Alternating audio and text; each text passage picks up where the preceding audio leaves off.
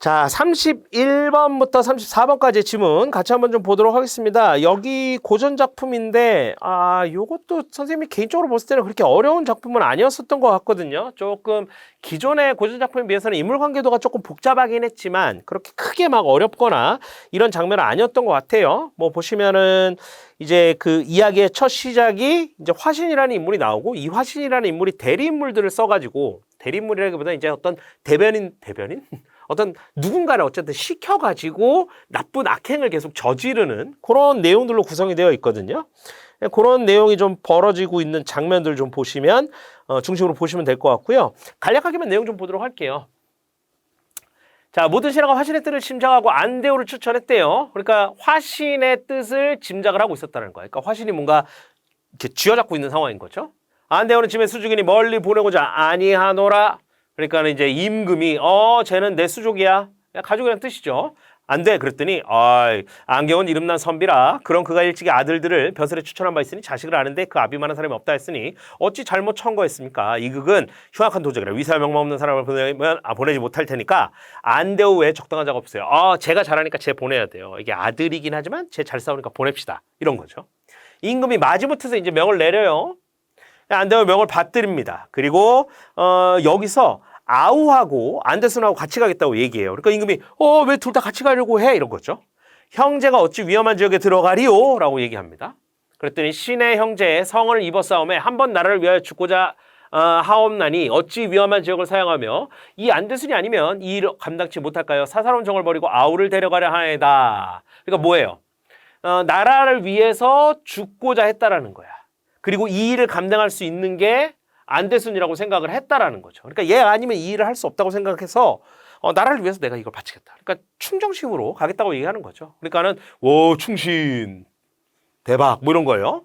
그래서 이제 바로 가고 그러면서 돌아와서 이제 부친께 편지 올리고 행장 차려서 나가는 겁니다. 안대호 형제가 변방 오랗게 물리치고 형제가 명망을 얻자 화신은 이들에게 누명 씌우고 이로 인해 안대순은 죽고 안대후는 귀양을 가게 됩니다. 그러니까 하나는 귀양을 가게 되고 하나는 죽음을 맞이하게 되는 거죠. 그러면서 안신랑이 여와 혼인입술을 듣고 화신에게 이를 전하니 화신이 회답하되 여화를 가두어 둘을 떨어뜨려라. 그러면서 이제 만천길이 즉시 여화를 잡아들여서 그러니까 떨어뜨려라라고 하니까 잡아들이죠. 이 만천길이라는 인물은 화신이 시킨 대로 이제 하는 인물입니다. 안대호는 귀양원 재현이라 어찌 첩을 두고 편히 지내냐. 너는 빨리 다른 지아비를 섬기고 안대호를 거절하라. 여와 말. 첩은 안대호 저 해상은 모르겠거니와 한때만 몸을 허락하고 이제 안대호를 거절하라 하심을 봉승치 못하리로다. 나 그럴 수 없어요. 라고 얘기하는 거죠. 그러니까 지조를 보여주고 있는 겁니다. 만천길 대로 이제 화났다는 얘기지. 형태를 묶고 때리지만 여와 안색 불변. 쫄지 않고 뭐 이런 말이지. 그치? 계집이 지아비 섬기는 건 뭐 어쩌든다 안 할 거예요. 그랬더니 가뒀어. 한편 안신랑 풍토의 병이 든지 이미 반년 여와 극진히 구하다가 옥주에 갇힌 후로 안신랑 병세에 날로 심하며 다만 죽기를 기다리는 이런 상황이 안 좋아지고 있는 거죠. 그런데 갑자기 노인 그리고 창한 학발의 한 노인이 파란 주머니 들고 딱 나타나더니 액화는 사람의 상상을 어찌 심려야 병이 났는가. 나라 한나라 의원 화타 이제 그 중국에 엄청나게 뛰어난 의술을 가지고 있는 의사 얘기하는 거죠. 그죠? 의원. 전세상에서 그대 부친과 친하지라. 이게 지금 말이 돼? 전세상에서 그대 부친하고 친하대. 그러니까 죽은 사람하고 친하다는 얘기를 하고 있는 거죠. 부친이 그대 병을 고쳐달라고 하였기에 왔노라. 비현실적, 정기적 특성 가지고 있습니다.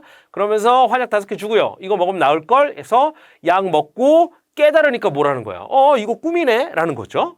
심히 의궤, 이상하게 생각했지만 입에 오히려 양내라면 정신이 성격이 그날부터 몸이 가벼워 쾌차했다라는 거야. 꿈과 현실이 뭔가 좀 경계가 애매했던 거죠.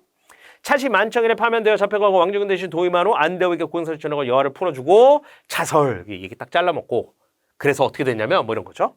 정몽열 화신의 신복으로 벼슬이 이부상세에 이르니 이르는 화신들어왈 제가 태자의 기득을 본즉 상공을 부족하게 여기고 안대호 등을 그리워하시니 만일 안대호 들어오면 상공과 우리 물이 죽을 곳을 모를지라 먼저 안대호 가족을 다 죽이고 왕정에게 서울의 벼슬을 주어 불러 올린 후 여통민으로 애주 태수를 시켜 안대호를 죽이면 후안을 가히 면하리라. 그러니까 화신한테 이제 정몽열이 뭔가 이제 안을 지시하는 거죠. 문제를 해결할 안.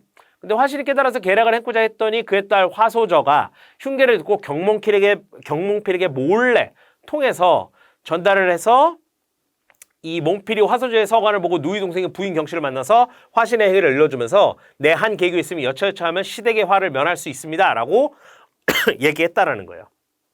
부인 경씨는 안대순 아내고 이 계획을 시어머니에게 전한 다음에 떠나가서 애주로 향하는데 수상 만에 한 곳에 다다르니 수상 강변이고 길가에 앉아 쉬고 있는데 갑자기 두 부인을 죽이러 한 사람 나타나는데 갑자기 노인이 등장합니다.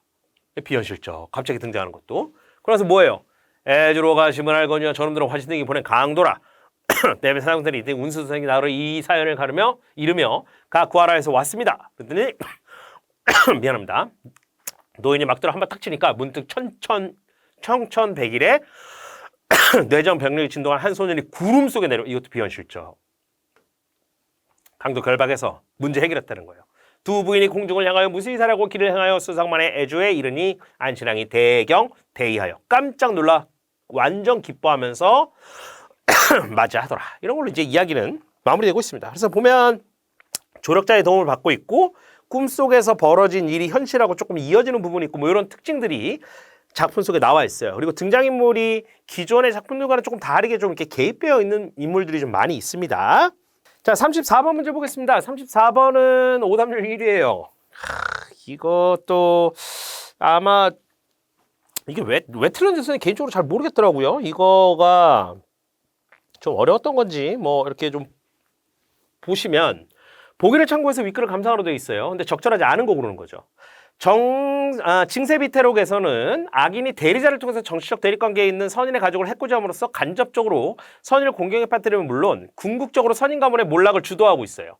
대리자와 가족을 정치적 대립구도에 포함해서 갈등 상황을 조금 더 이제 다양화시키는 것, 그 입체한다라는 표현으로 되어 있는데 이걸 바탕으로 했을 때 적절하지 않은 걸 묻고 있거든요. 그래서 선택지문 5번 보시면 만천길이 가족을 잡아들이고 정몽열이 가족의 급습을 도모하는 것에서 악인의 대리자가 선인 가문의 몰락을 주도하는 방식으로 갈등 상황을 입체하고 있다 이렇게 되어 있는데 지금 악인의 대리자가 가문의 몰락을 주도하는 방식으로 되어 있다는 건 적절한 표현이 아닌 거죠. 그렇죠? 그렇기 때문에 답은 5번이 되는 겁니다. 생각보다 이거 왜 틀렸는지 잘 모르겠습니다.